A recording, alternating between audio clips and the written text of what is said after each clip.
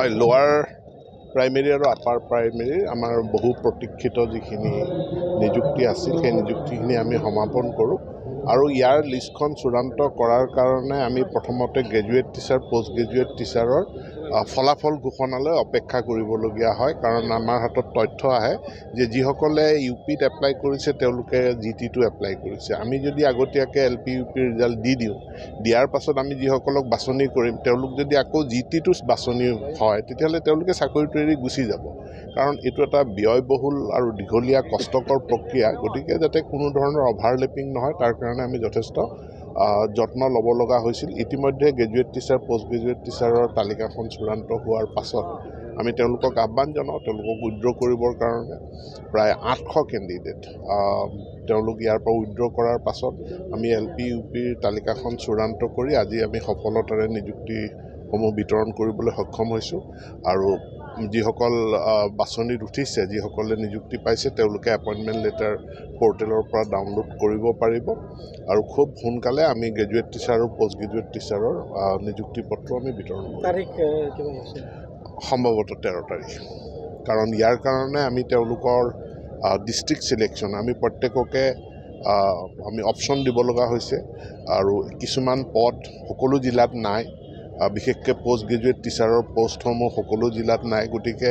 এইটো এটা নতুন আমি ছফ্টৱেৰ বনাই পেলাই তেওঁলোকক জিলাৰ অপশ্যনবিলাক দিবলৈ দিলোঁ আৰু জিলাৰ অপশ্যনখিনি দিয়াৰ পাছত মেৰিটৰ ভিত্তিত তেওঁলোকে হোম ডিষ্ট্ৰিক্ট প্ৰিফাৰেঞ্চ পাব প্ৰত্যেককে আমি হোম ডিষ্ট্ৰিক্টতে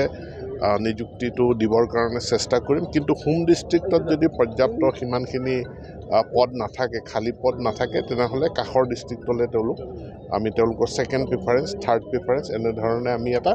ফৰ্মুলা য'ত সম্পূৰ্ণ স্বচ্ছতা থাকিব কাৰো কোনো হস্তক্ষেপ নাথাকে গতিকে মেধাৰ ভিত্তিত গৃহ জিলাত আমি শিক্ষক শিক্ষয়িত্ৰীসকলৰ নিযুক্তি দিম কিন্তু জিলাখনৰ ভিতৰত তেওঁলোকে ক'তখন স্কুলত নিযুক্তি পাব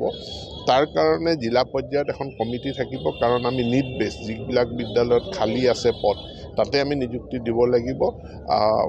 গতিকে সেই কমিটিখনে পোষ্টিংখিনি চূড়ান্ত কৰিব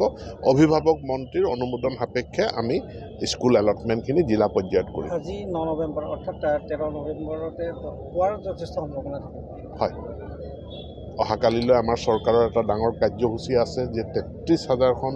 সুলভ মূল্যৰ দোকানত আমি তেওঁলোকক সুলভ মূল্যত মচুৰ দাইল চেনি আৰু নিমখ এইটো দিয়াৰ ব্যৱস্থা কৰিছোঁ গতিকে কাইলৈ 10 বজাত মাননীয় মুখ্যমন্ত্ৰী সেই আঁচনিখন উদ্বোধন কৰিব 11 তাৰিখেও আমাৰ অন্য এটা কাৰ্যসূচী আছে গতিকে আমি 13 তাৰিখ দিনটো ধাৰ্য কৰিছোঁ